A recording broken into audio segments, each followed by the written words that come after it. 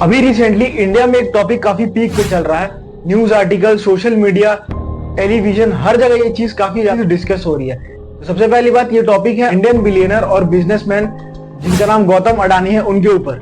तो उनके ऊपर बेसिकली एलिगेशंस लगे हैं, आरोप लगे हैं यूएस गवर्नमेंट की तरफ से। और सिर्फ इतना ही नहीं, यूएस गवर्नमेंट ने गौतम अडानी के ऊपर अरेस्ट वारंट भी रिलीज कर दिया है, अरेस्ट वारंट जारी कर दिया है। तो ये पूरा मैटर क्या है, सबसे पहले ये समझते हैं। उसको समझने से पहले मैं आपको बता दूं, जैसे इंडिया में सेबी है, security exchange board of India, वैसे ही यूएस में यूएस सिक्योरिटी एक्सचेंज कमीशन है। तो इनका काम है मार्केट को देखना, शेयर मार्केट, स्टॉक मार्केट किसी के साथ अनफेयर ना हो, स्कैम ना हो, चीट ना हो।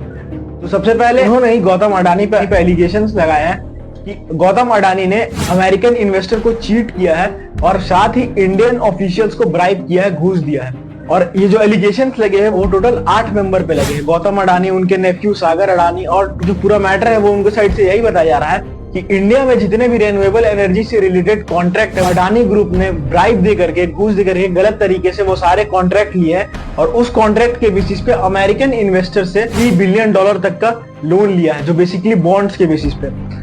और सिर्फ इतना ही नहीं, उनके तरफ से ये भी बताया जा रहा है कि अडानी की जो कंपनीज है, अडानी ग्रीन, अजयोक पावर, इन कंपनीज ने मिल करके $265 मिलियन का ब्राइब दिया है, घूस दिया है इस कॉन्ट्रैक्ट को लेने के लिए।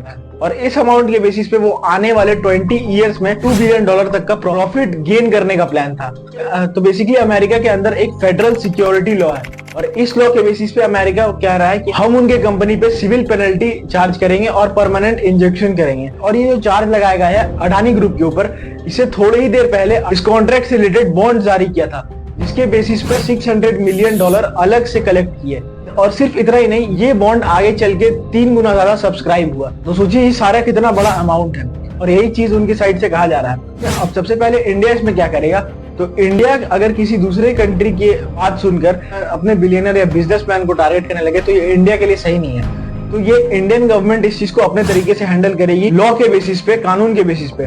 और यही कुछ इन्फॉर्मेशन था इस टॉपिक से रिलेटेड। जय हिंद।